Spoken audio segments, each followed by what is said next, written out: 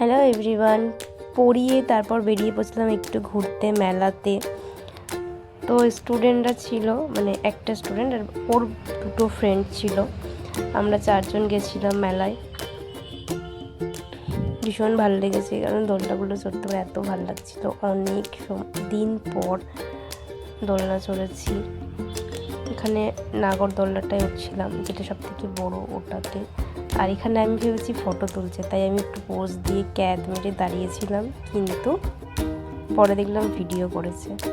তো যাই হোক, দোলনা ওঠার পর ভালোই লাগছিল। আর এখানে ওরা অতটা দূরে বসেছে দেখো, আর আমরা অনেকটা দূরে বসেছিলাম।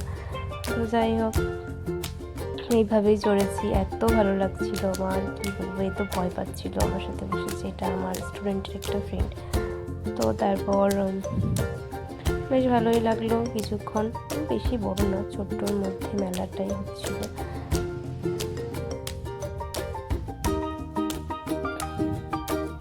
তো এখানে কত ছবি তুললি, কত এই প্রথমে এক্সপেরিয়েন্স শেয়ার করো আগে। এক্সপেরিয়েন্স কি বলবো, চললে উঠে হনুমান চালিসা পড়ছে আর কিছু। আর তোমার এক্সপেরিয়েন্স বলো। আর তোমার বলো। আমার তো খুব ভালো লেগেছে, এত সুন্দর, কারণ ও আমার সাথে বসেছিল তো তাই।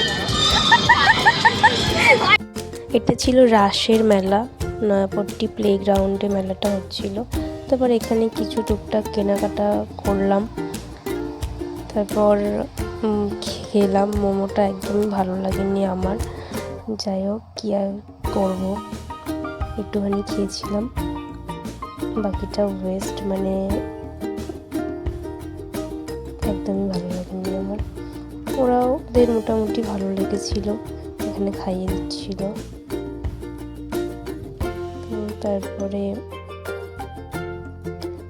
তেমন আর কিছু খাইনি, যেহেতু এত দেরিতে গেছি, আর কিছু খাওয়ার মতো সময়ও ছিল না। দোলনা চড়তে গিয়ে সময় চলে গেছে। আর এটা ছিল একটা মানে ফ্রেন্ডের বোন, ও তো কোনো কথাই বলছিল না। যাই হোক, একটু ভিডিও করলাম। তো এটাই, টাটা।